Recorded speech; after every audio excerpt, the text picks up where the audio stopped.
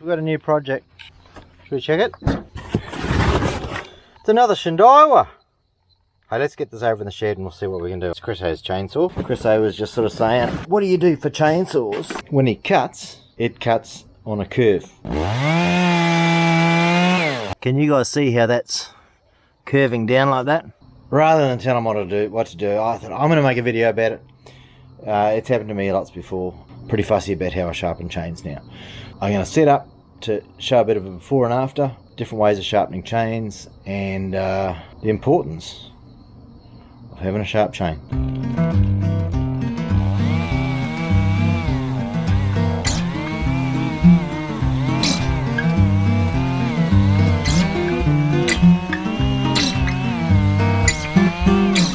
Come, Max.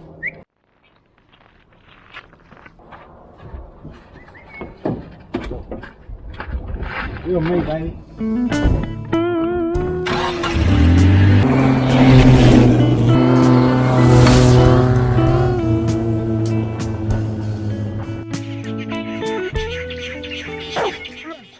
Okay. Oh, that one does. Well, this is different to my saw. This has got the sprocket. See that? It's got the sprocket on the outside of the clutch. So it's easy enough to change that to a, I think they call them a roller. Well, they've got a, rather than just being tooth sprockets, just teeth, they've got ridges around the outside and it makes the chain roll around better. I'll see if I can put a picture by it. I normally do that on my other saws. I normally change them to those type of sprockets. Now what I'm just going to do here, put this back on,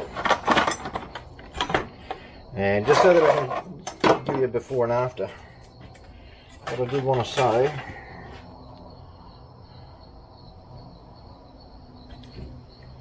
I haven't got very good light here at the moment, but I don't know if you can see there. This has got a, that was the bottom before.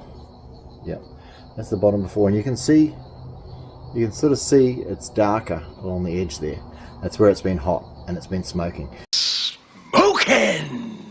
It's got a lip coming out here where it squished the metal down and out, and so we've got to file all that off. That was the bottom. I'm going to put it back how it was, just so that I can go and do a bit of a before and after. This chain is pretty, sort of looks pretty flogged, pretty worn. It's been hot. So what I want to do is just go out and cut a bit of a log. If I can find one that's big enough to demonstrate cutting on an angle. The other thing is this, the groove in this bar is quite worn. You can sort of move the chain back and forth a little bit, not the worst in the world, but it's sort of a little bit hard to tell if you're using a worn chain to measure that. There are special gauges you can get to see what the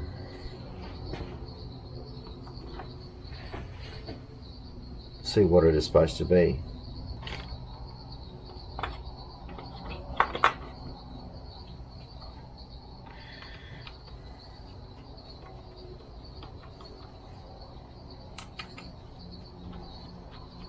Might even have a spanner there. What's that? Is that going to be the right one?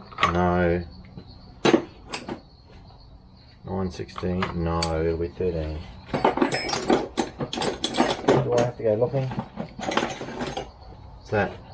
12. No.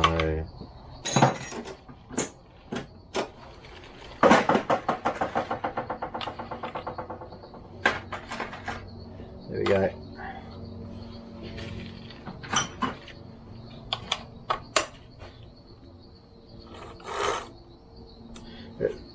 Chain tension is not that bad at the moment, so I'm going to leave it as it is. It's not dangerous.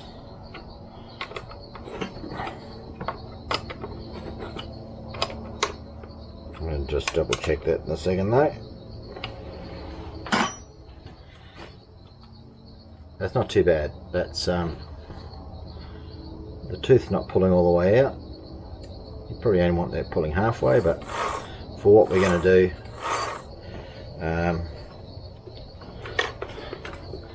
to make sure that we've got some fuel in here.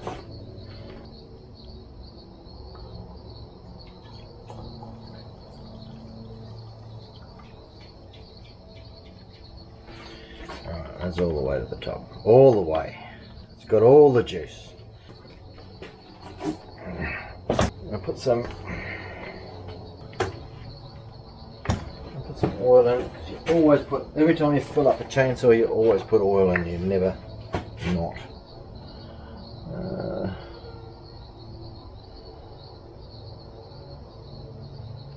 Okay. Can't see how much that is. And I'll always put a little dollop just down there on the end of the bar. The sprocket can get a little bit. There's a little hole there right next to the.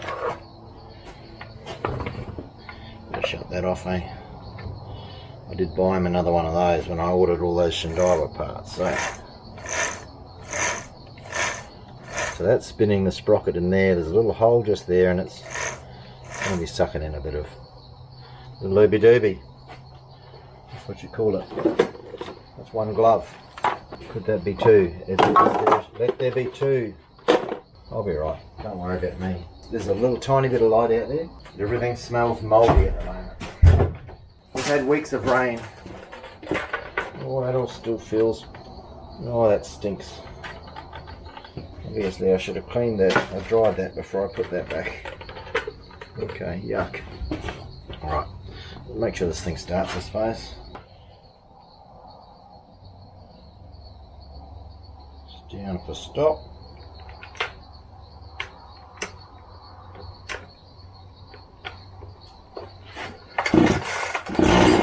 There we go. Now she'll go.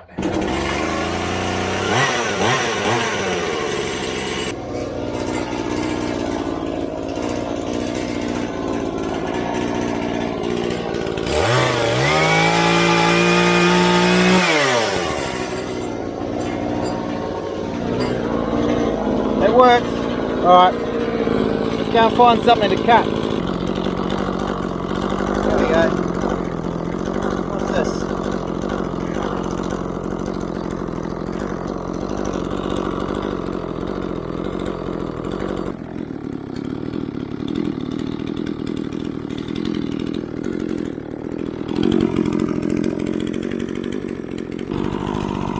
I'll call this a tripod. Hope it's light enough. Let's see.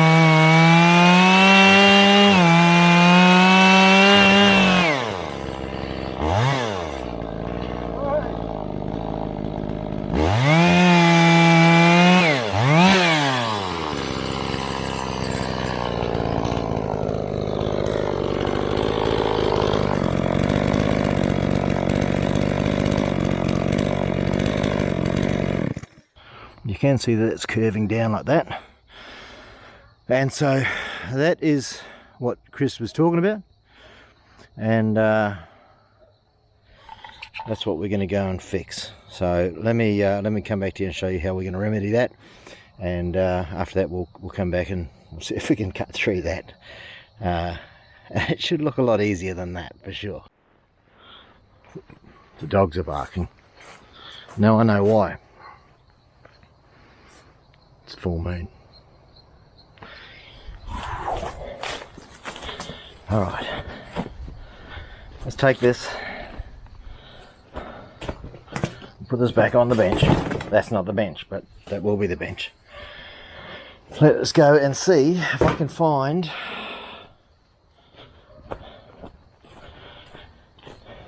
in the other old chainsaw shed, where I've got an abandoned project. She's a 3121, the biggest saw that the Huskies make.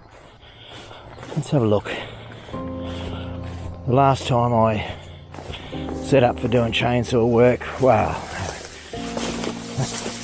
was in this shed.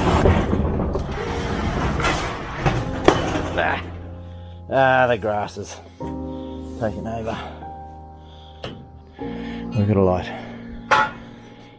So over here, 2008, 14 years ago, this project was part finished on here. So the old Husky, that's snake shit. Anyway, and a carby rebuild and all that sort of stuff. But there was something else that I bought and I never used yet. It's this chainsaw. Other thing that I've got over here while I'm in here. There's one here. Chainsaw grinder. Feels like it's not in here anymore. Oh yeah, it is. So we might take that back over there. Obviously we need to...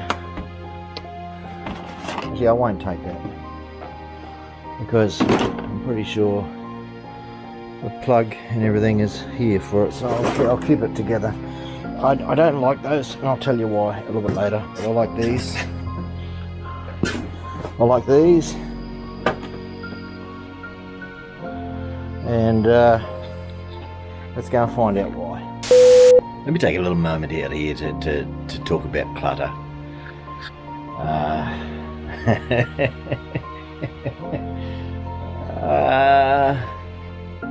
Yeah, I've got clutter everywhere, and part of what this channel is about is to clean up some mess, some clutter, so we can get into doing some proper projects without all the overwhelm of all the junk everywhere. I mean, it's nice to be in a junkyard. You've got stuff forever to make stuff out of, but it is very overwhelming, and probably even hard to watch. I mean, I see some of those, you know, if I look at any hoarder channels or anything like that, I'll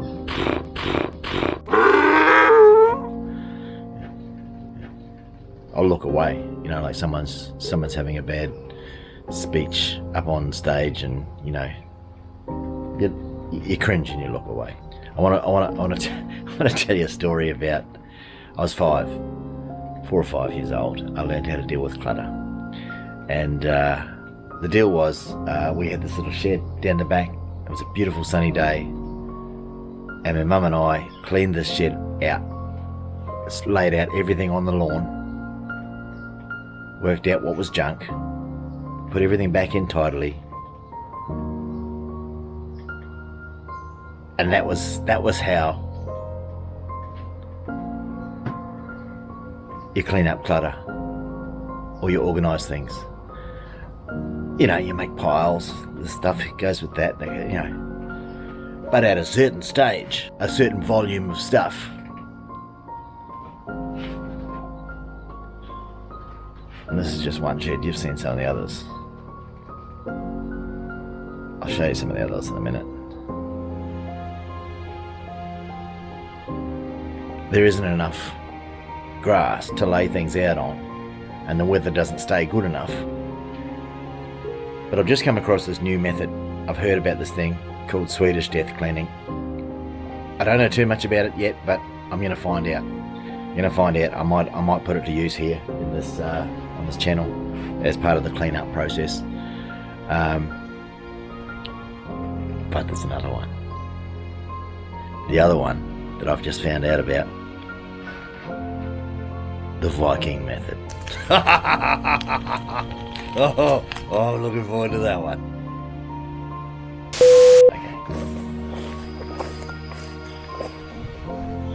It's obviously pretty close to night time, isn't it, Maggie? If the moon's coming out through the trees, sun's gone down. It still means there's hours in the day though, doesn't it? Doesn't it, Maggie? Alright.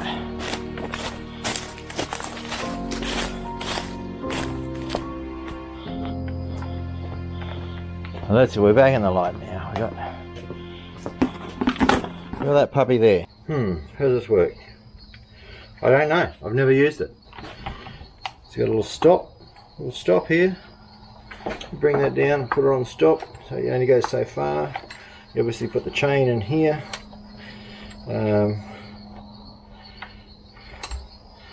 It's got this little thing here so that you have the chain always in the same position.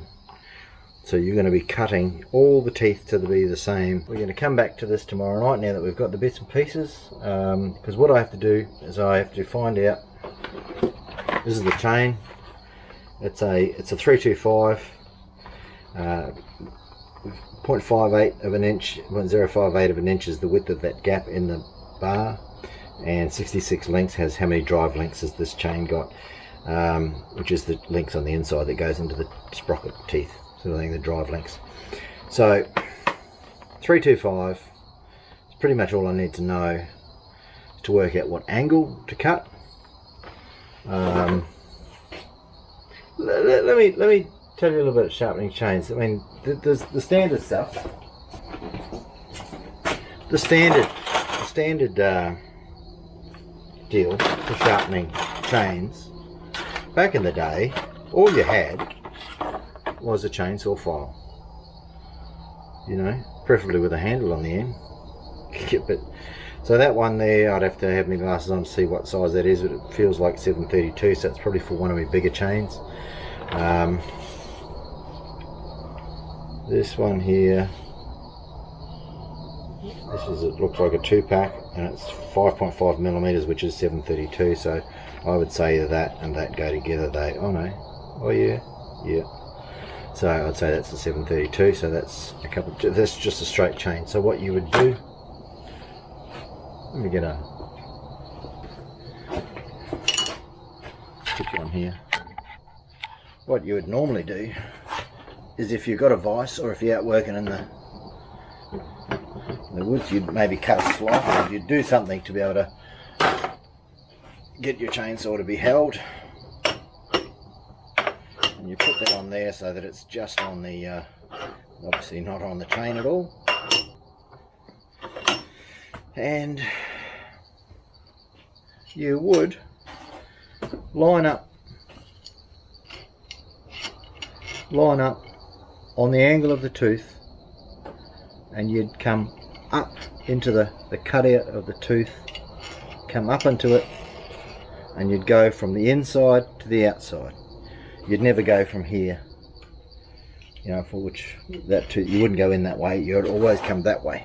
So what you do is you go couple of 2 or 3 strokes, depending on how bad it is, and if you had your angle right, and so it's not just level like that, it's up on an angle like that, but it all depends on what the cut of the chain is for. And there's different angles you'd have for ripping or what do they call it, milling, that sort of thing, and more aggressive cuts for hardwoods or something like that. So you get the angle right and the angle this way, and you're all good. So in the old days, that's all you do. And I grew up with chainsaws. I've sharpened plenty of chains, and I'm pretty good at getting angles. But what I worked out, after you've hit the dirt a couple of times, and I always make sure I don't hit dirt, that's one of the worst things. It's why you don't lend your chainsaws out, because people don't know. They don't know, and they're going to touch the dirt, and they're going to touch a rock, and they're not going to clean the bark off a tree that's got some dirt on it. They're not going to know. and it's going to come back to you not cutting bright. It only takes 1 or 2 hits on something and it is just dull as all hell, much like we saw out there on the other saw. This is not Chrisso's saw, this is my one. What happens is, after a few sharpens, like this is a little bit harder to get in from this angle because this is here. So you can only get from here to here, you know, and you know, you bring it round and you sort of know when you've got to the last one. You don't really do that, you know, you make sure you do it evenly, because you don't want these the cutting size of the cutter to be different, because it changes all the angles. Because as that comes down, you can't probably see there too much, but as that gets down lower, this bit in the front here, I think they call it a raker, which controls your depth of cut, that changes as this goes down. You've got to take some off that. So in recent years they brought out special file systems for that. There's still one that a lot of people like, but it only works on the Roll-O-Matic still things apparently. But you can get ones like this that are this is the Husqvarna one, or this is the Husqvarna one, isn't it? Yeah, Husqvarna. It does everything except for Roll-O-Matic, but then again, someone said it did do Roll-O-Matic. I've got two 3/8 file kits. Why have I got 2 of the same ones? I've got a quarter, something else, and I've got this one here as well. Yeah, so this one here is very much like the still one, and you can put that on, and you can get the angle right, and this flat file here does takes that down to the right, and you can sort of settle that, and there's gauges you can get and all that sort of thing, and I'll see if I can bring that up. But you can still get the angle slightly wrong. You don't know what the length of that cutter is, because, well, you're not going to go and measure each one, are you? However, when you use these things here, because they're set and the chain comes along and it backs into here, and you take a cut and you cut all of the teeth to the same, they're all the same, and then you've still got to go and do the raker, depth of cut type of deal. But you can do that. That's easy enough to do. There's special jigs you've got and all that sort of thing. You can do that. That's not as important until you're getting down in the, you know, until you've sharpened it a few times. What I like to do is have a new chain. As soon as that one stops cutting right, I put another new chain on it, and I put the other chain, which hasn't had any hand filings done, or not much, only if I'm real desperate and want to get something done.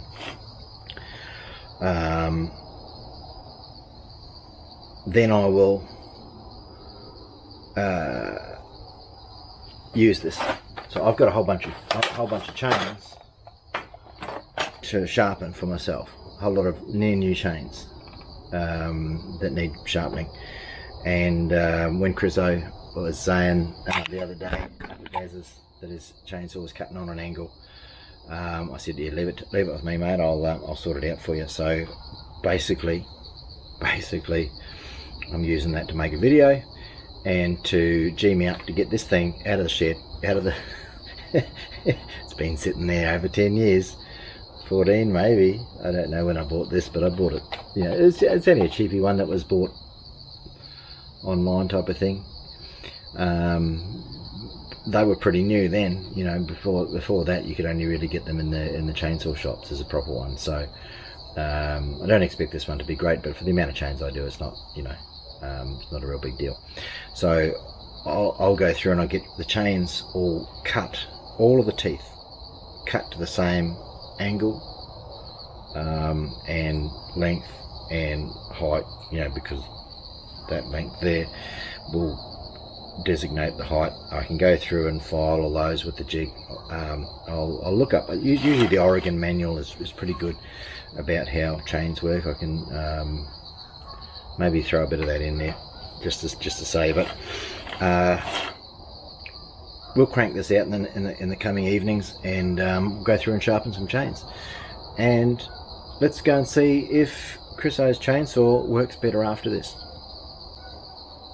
So that's the idea. Alright, Jim Bob out. Mosquitoes are coming out, so I don't know how I'm going to survive during the weeknights. much, much, much later. Hey Maggie, we've got to do the project. We've got Chrisso's chainsaw. We've got to do something about that. And I don't know, it's been a few weeks. And we were supposed to do this. Supposed to grab a couple of old chains, which, what do I do with them? What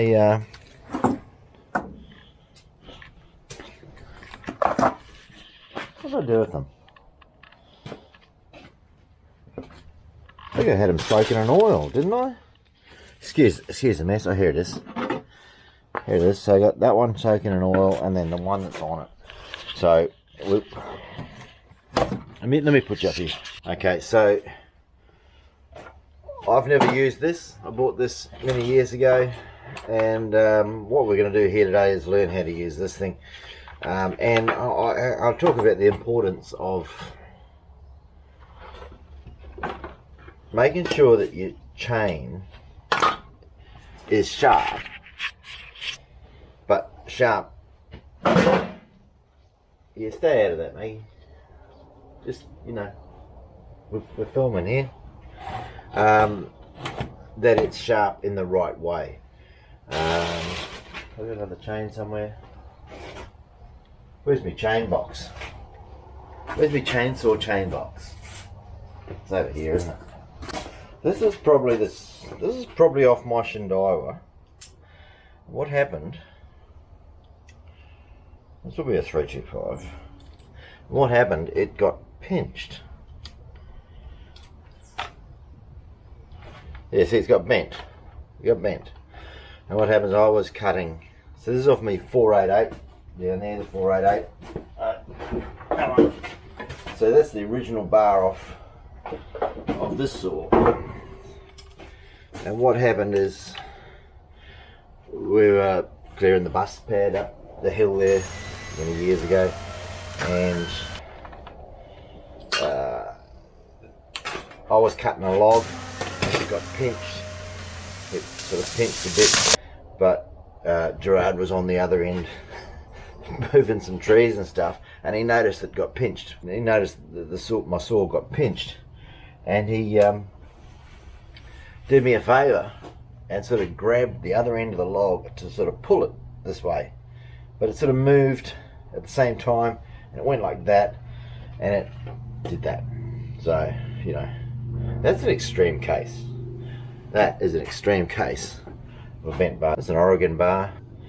So that was a 325. That was 325 50. See, Oregon's pretty good at putting these things on the information. So it'll have a part number at the bottom there. What this bar is. It's 050/1.3, which will be, that's 50 thousandths of an inch gap in here, /1.3, but that's probably going to be 1.3 millimeters, and it is a 325. So that's, I think that's the width of the kerf of the cut, the width of these. I should suss out whether that's between there or if it's between there and there of the corresponding ones. I'm not sure. And it's 72. So this bar needs a chain that is, but the drive lengths are 50 thousandths of an inch, and that it's a 325 chain, because it also has something to do with the distance between the drive lengths, each sort of chain type of thing, because the sprocket, the pitch in the sprocket has something to do with what type of, whether it's a 325 chain or a 3/8 chain, or geez, once they get tangled, it's ugly. Oh my god! Come on, come on, come! No, it's worse now. Hang on, hang on. Okay, come on. No.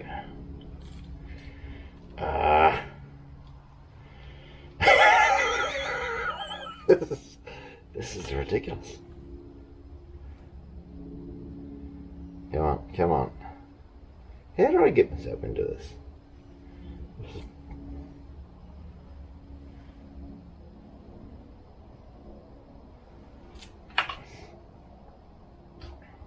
If you want to make things look really hard, just start up a YouTube channel and start filming. It seems to work for me. Hey, get out.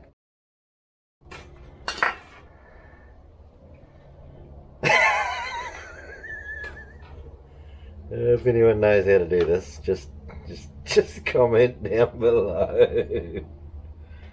Oh, okay, what about through here? Here we go. I did it. I didn't give up. So what I was saying before, that 325 chain pitch also has something to do with the distance between this for the sprockets on the end and the drive sprockets on the other end of the chainsaw. And it's 72, it says there 72 drive lengths. So if I was to count all those, there'd be 72 of those drive lengths. That's how chainsaw chains work. Seeing as we're going to sharpen up some of Chrisso's chains there, because his chainsaw was cutting crooked, and I think we showed that on that old stump before. We will go out there and we will. I'm going to take a photo of this so we can use that for later. So chuck that into the we go Oregon bomb, whatever the part number is. Yeah, because it was cutting crooked. So the whole purpose, what I'm trying to get at here is to get away from hand filing, because you can cut the angles a little bit funky, and how much you cut off each tooth can be a bit funky, and you can sort of maybe see that ramps down as it goes along. So the more you cut, the lower this cutting edge is above this, I believe it's called a raker. This is a pointer. So that, I think that's called a raker. And as that gets filed down, or ground down, because we're going to use a grinder here, the height of that needs to be adjusted so that it still gets a full bite of a cut. And if you're going to get into saws, chainsawing and cutting properly big time, then you'll understand that sometimes you need to know what you're going to be cutting and what horsepower that your saw is as well. So if you don't have much horsepower, you don't want to go filing this down so you can take a bigger cut, because you're just going to bog down your saw. You're going to take out bigger chips and tear at the wood more. And if it's softer wood, like balsa wood or something like that, you can get away with it maybe. But if it's hardwood, no, you're just going to bite in and just bog your saw down, sort of thing. You possibly could put a whole lot more tension load on the chain, so that if you, it'd be a likelihood that if you were going into hardwood with a grunty chainsaw and you've cut it down to sort of take big chips and cut fast like you're a racing chainsawer, and there are people that are racing chainsawers. They cut through logs really fast. They have like big V8 engines. But if you're gonna, you wanted to cut through really fast, and you had a grunty saw, and then you went into some hardwood and you're taking a big cut, you have the danger that one of these links, because you've heard that saying, the chain's only as strong as its weakest link. It's bad enough if it's holding up something above your head, chain, and rigging and all that sort of stuff. It's bad enough for that. But if you're running a chainsaw with a really grunty chainsaw, and especially with a big bar, and you break a chain, one of these flailing around in a plane that you when you're cutting, you should always be off the plane of the... Say it again. The rain in Spain stays mainly in the plain. The chain, because if it does fly off, chain brake ain't gonna fix that. You know, you don't want to be like this. You want to be off to the side. You should really respect your chains. I tend to just buy new chains rather than filing them, because I don't want to get the angle wrong. But when you're cutting, you know, it's going like that, pretty frustrating. It's pretty hard to get it back. The only way to get it back is with one of these, which they have in the chain. You go into the chainsaw shop and they'll be using a professional version of those. So that's what we're going to do here today. We're going to try this out. Now, what people will say, I know I was talking about it with my dad the other day. He says, "Oh yeah, the problem with these sort of saws, these sort of sharpenings, whether you take them in the shop, they take too much meat off and they chew your chain up. They waste your chain." What you need to understand is that all of these need to be the same length. They need to be the same angle. If they're all the same length and the same angle and they're all sharp, you'll cut straight. But if there's some of those on a funky angle, some of those are shorter than the others because they hit a chunk of metal or something, hit a nail in a tree, and you've sharpened it but you had to sharpen that one down a bit more, then that one's not going to do as much cutting. And if you've got a couple that are on that, happen to be on that side of the chain, you see how they're offset like that, that one's on that side, that one's on the other side, you know, they'll usually be an equal number of lengths. I think always, but I haven't checked. The equal number of lengths offset to the other. If we don't get this right, having the right angle, the correct angle, and it's not just that way, it's also that way, because this, you can see that goes down that way a bit as well. So you have to have the angle correct that way, and the size of that cutter must be the same, because it ramps down, because that gives you your height. So we're talking about 3 planes that you need to get right. The plane. So by using one of these machines, you're going to get it the same each time. And because of how it goes in, and we'll have a look at that in a minute, because of how it goes in, you're setting it to a certain height. So if you want to minimize the amount of loss of your chain, you find your shortest tooth, one that's got the most damage, and you cut it until you've got rid of that damage. See, this was a good chain. And see, okay, I don't have a bar for this anymore. I don't have any 325 chains, anything that uses 325 anymore. I've gone for 3/8. 3/8 and 404 if I, oh gee, I don't even know if I have 404 anymore. Pretty much all, I do have some 404, but maybe in the big saw I might have used 404. But I pretty much have 3/8. So that means you just have one file. I could use this chain again for something else, like Chrisso, his ones here are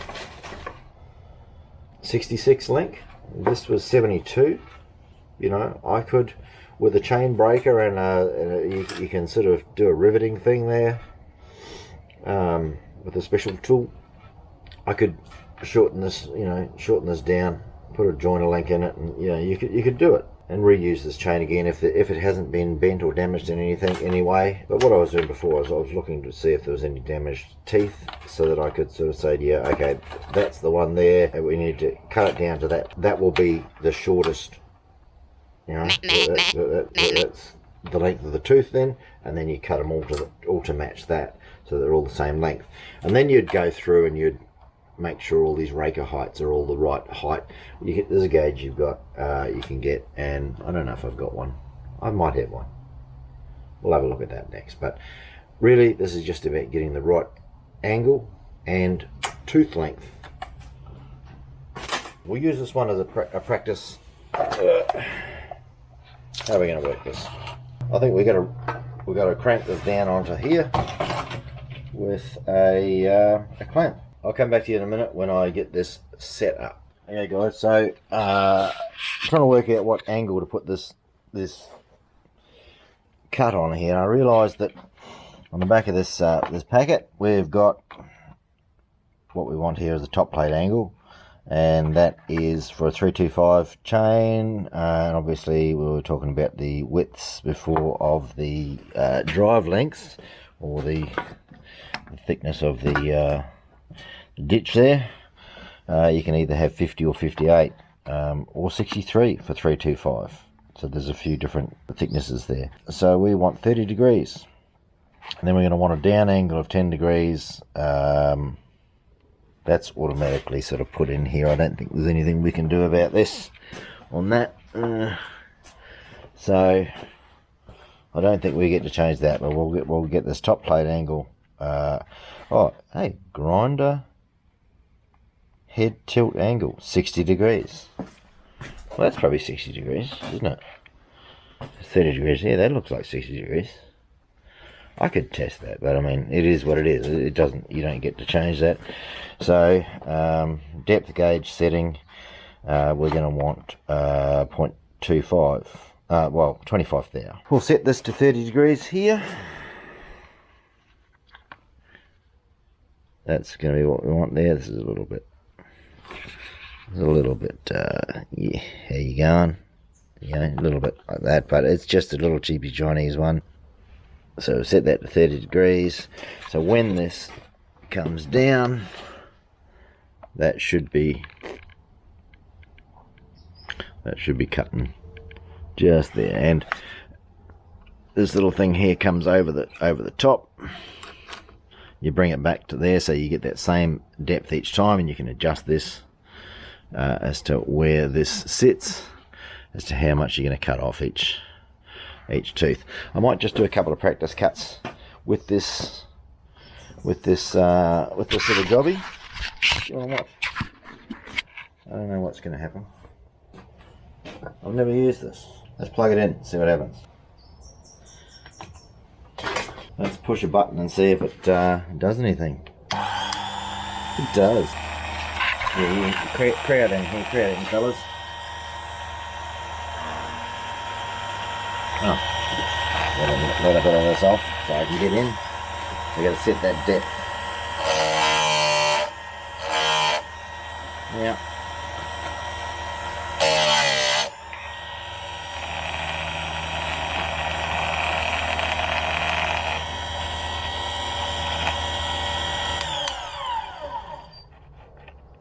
That jiggles around a little bit. I think this thing here might be. I'll just put some Loctite or something in that. But you can see there that's gone and cut. We probably want to go down a little bit further than that. The benefit of having a chainsaw file cut is that you're going to get a proper round scallop out of here, so that when your shavings come in, they'll come out cleanly. I reckon we're close enough. That's what I need to do. Tighten that up a little bit, because what it was doing was bending over before, and that's the same sort of thing that happens when you've got a worn bar. The chain can tip over, or a worn chain. The chain can tip over.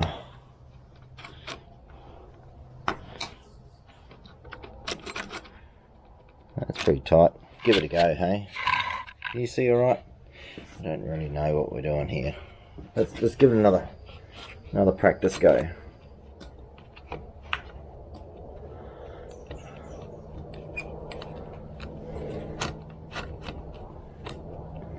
Huh, that seems to be riding up right there.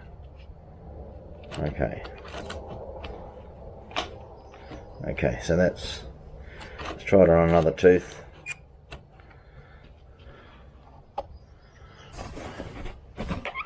Which one is it? Top one or bottom one? Top one.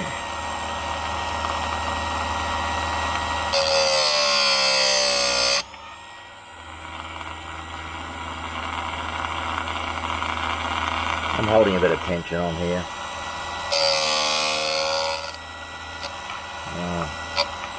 We bloody need the nylock nut in there.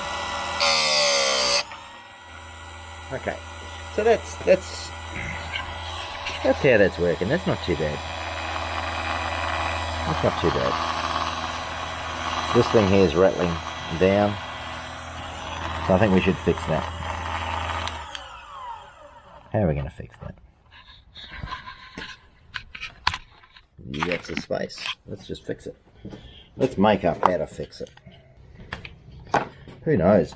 Nylock bolts are probably just made out of this stuff anyway. This is probably just what nylocks are. And that might be a fair way down.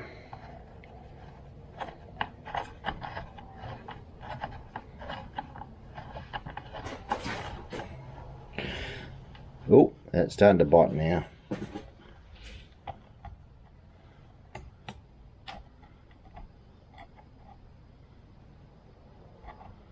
Yeah, that's about right. So we've done that. We've mickeyed up something that might work. Let's see if that actually does work. Seems to. Yep. Let's try it on a couple more.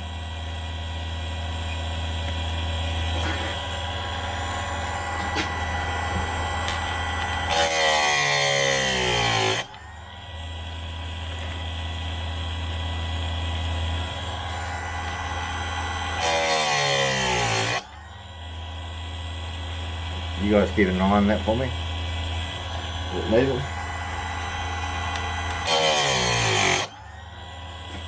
Okay. That seems to be fine.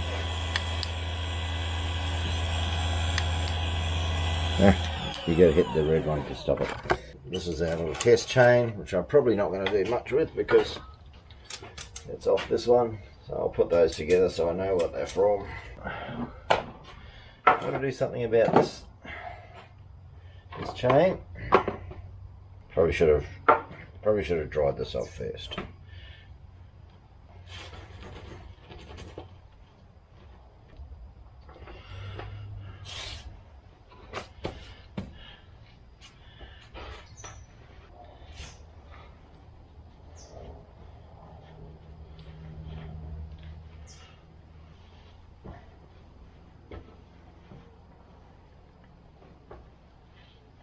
Probably better to have this dry so you don't get any chainsaw grit sticking to the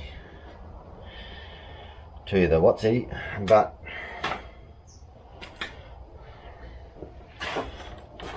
I really do need to see how. Can you see that tooth there looks a bit burnt? Can you see? In fact, they all probably do. Look at that tooth. You know, this is what we're talking about. This is why these chainsaws. It's probably got a bit of sap on it too. Makes it a little bit hard to. So in comparison to this chain, which would have been a fairly new chain, this one's had a lot of sharpenings.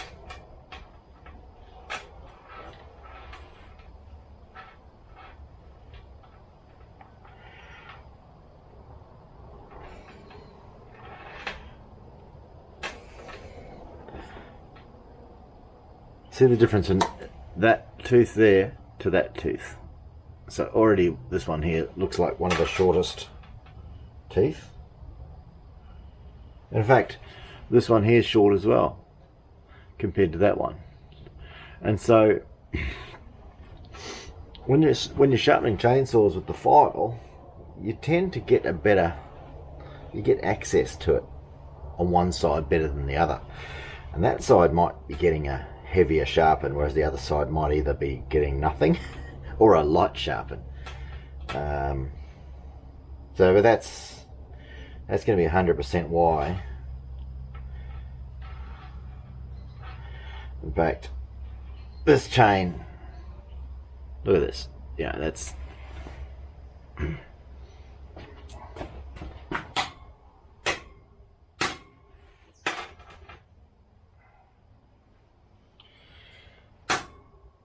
this might be cactus.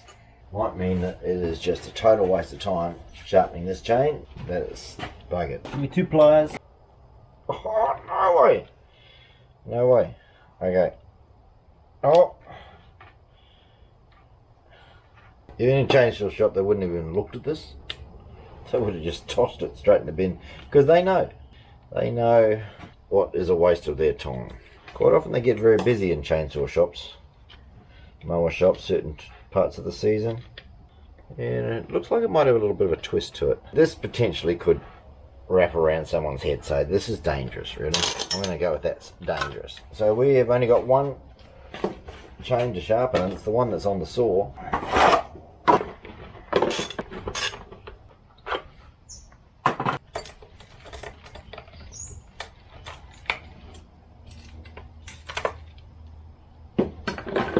So once again we're going to be looking for a shortest. There's a bit of build up on here. There's sap and burnt stuff once you've started smoking the chains. So I think we can get this. Let's just do a bit of this, eh?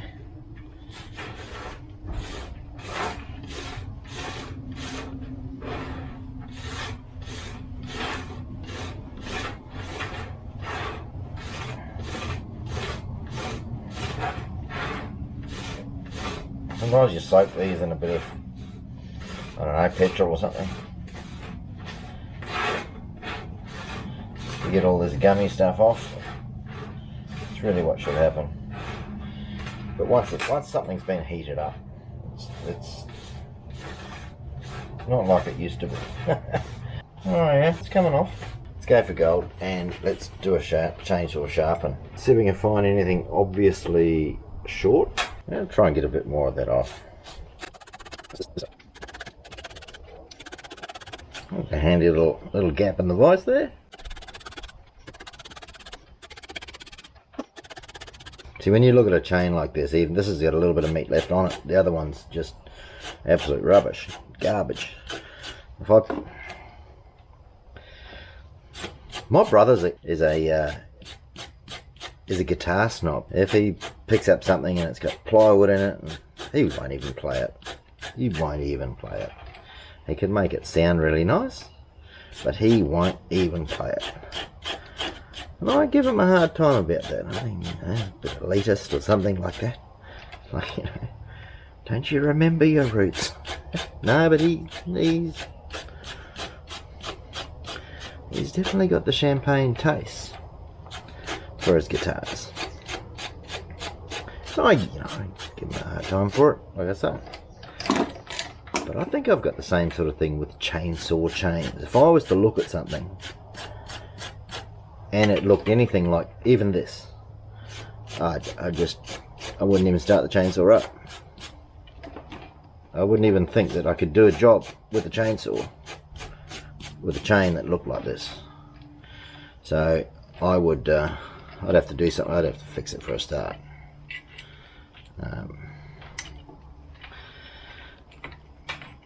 So I guess I understand my brother a little bit more right now. Chainsaws and guitars. Okay, so I've gone all the way around. I've got all those roughly looking right. That one there looks a little bit short. That one there maybe. Yeah, it might be the shortest one. So let's go with that. So I'm saying that's the shortest one. Putting that in here. 30 degrees right there. So when that comes down to there, is that going to be... We need a little bit more. Okay, so we'll just do it at that. Here we go.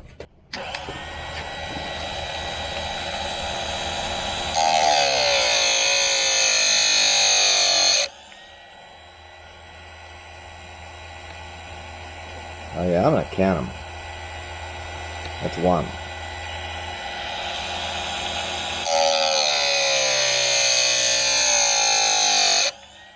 2. Now I don't want to get them too hot as well. I should only just take a little tiny piece off. That's my intention.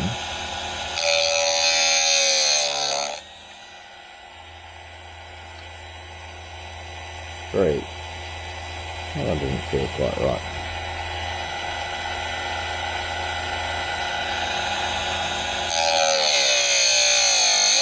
4.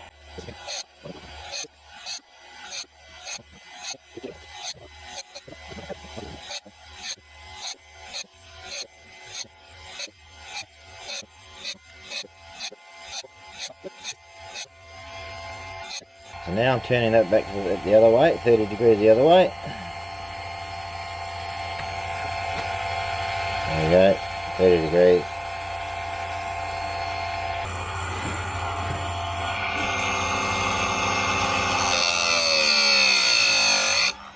One.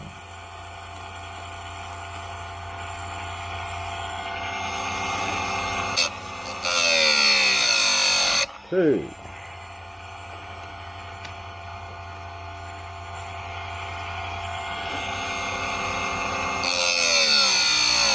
Three. Let's stick this thing back on the chainsaw. Did we file this? No, we didn't. This is bad enough that I'm going to put the grinder on it, the old flapper disc. Am I? If I can find one. If I can find anything. I don't know where anything is lately. That's why I gave up YouTube for a month. I'll get back on the horse. Find everything. I mentioned I can't find anything lately. File it is.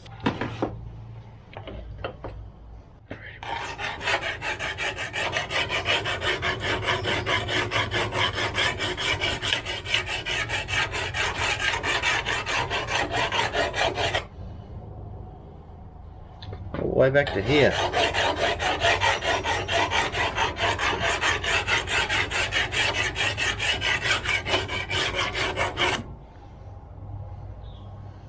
I would call this a fairly damaged bar.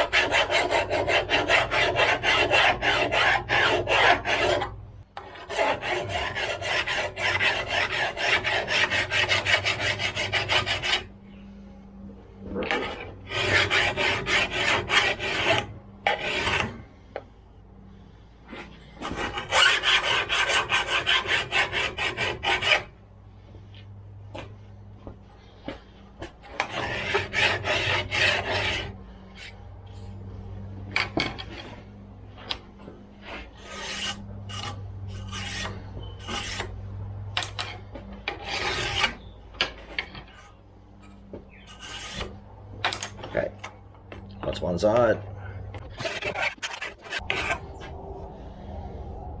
so this is going to be the bottom side, yeah? Okay.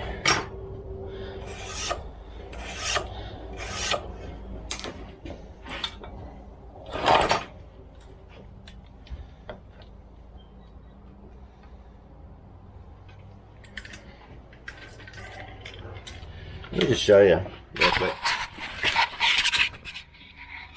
This one here is a 50 thousandths of an inch wide gap for the drive links to go in. This one's a 58 thousandths, and it might be a bit worn, this one, but you can sort of see the difference. There's a bit of a ramping in there, but you can sort of see that they are different. So you do have to make sure when you're going to get your chains that you're getting the right stuff, you know. Okay. So this is now the bottom. Alright. Chain. Check. Excuse the mess. The main thing is that this surface here, where the chain and the bar is going to go on, is clean. It can't come loose. The oil's going to go where it's supposed to go. It goes in the little oil orifice there.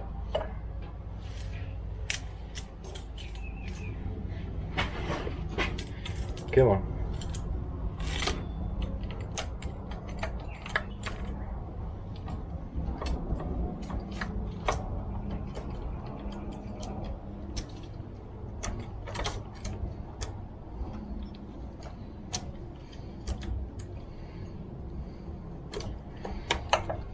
Okay.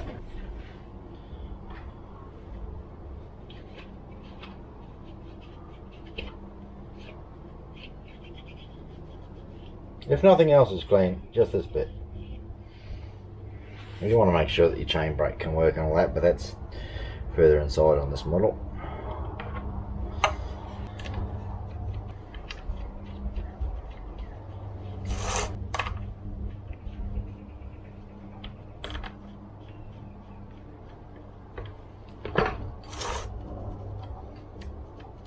Haven't even disrupted the chain adjustment.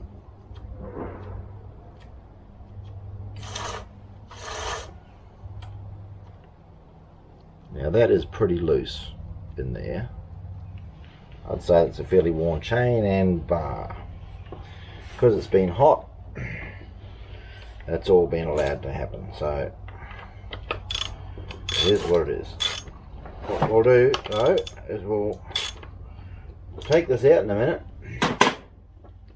and see if that makes any difference to the cutting. That's what we're doing this for. See if we can make a difference to the cutting, whether it's going to go straight. We've tried out the little machine here. We've had a little look at differences between 325 chains and the drive lengths and the thicknesses and all that sort of stuff. We've talked about the importance of keeping these things clean, all the rubbish off them, not overheating them. You know, like if you're gonna do anything with a chainsaw, make sure the chain's sharp, sharpened properly, tightened properly. And if the chain and the bar start smoking, you're doing something wrong.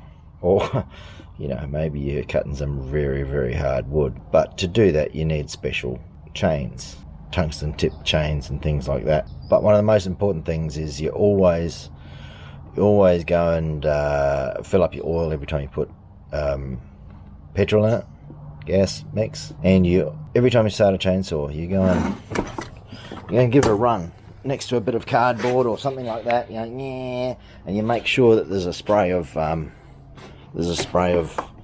oil coming out. You make sure that the oil's getting out there. So I'll go and give this thing a run. I might have to just clear a little bit of space to find where that same log was that we were cutting last time.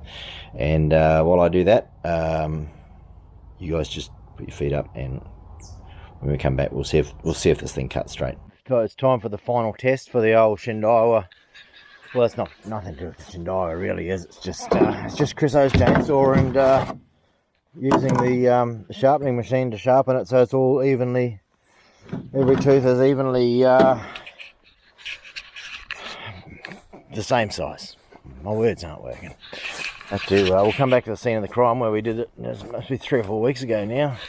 Things have grown a little bit. It bust me way in here with the whippersnapper. Brush cutter, actually. So if you can remember, last time we were here, it was a mission just to get to that stage there, and it was sort of cutting on a curve like that.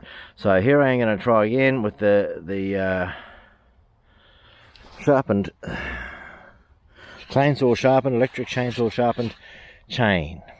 This is my first time that I've used that, you know. So I bought it probably 10 years ago and fully intended on using it, but I've just been using new chains and keeping the old ones after they've sort of become blunt to go as spares. So just hold on, hold fire here, hold fire. How's that? There you go.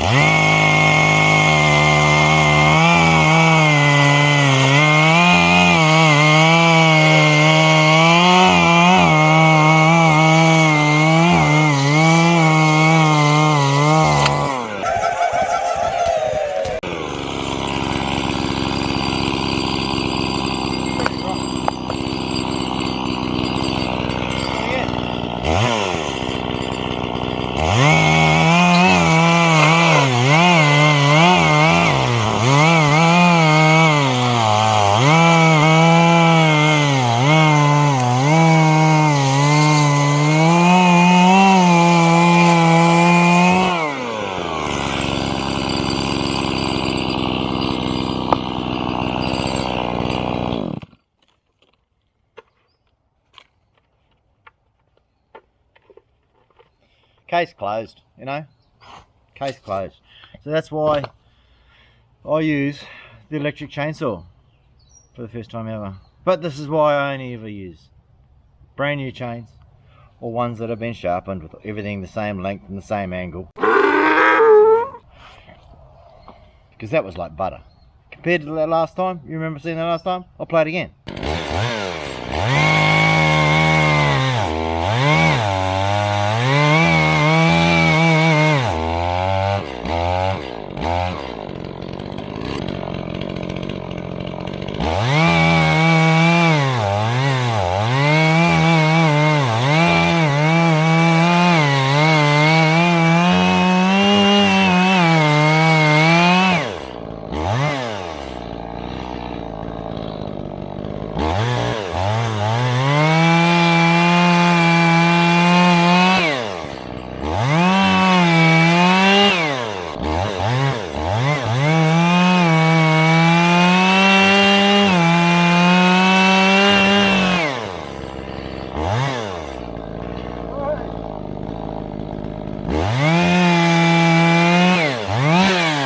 And then we'll do it again.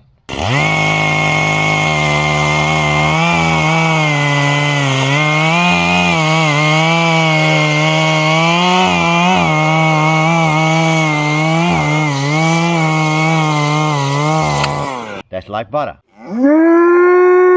Jim Bob out. So don't say I didn't tell you, right? Okay, Jim Bob out. This is Shindawa country. No, Jim Bob.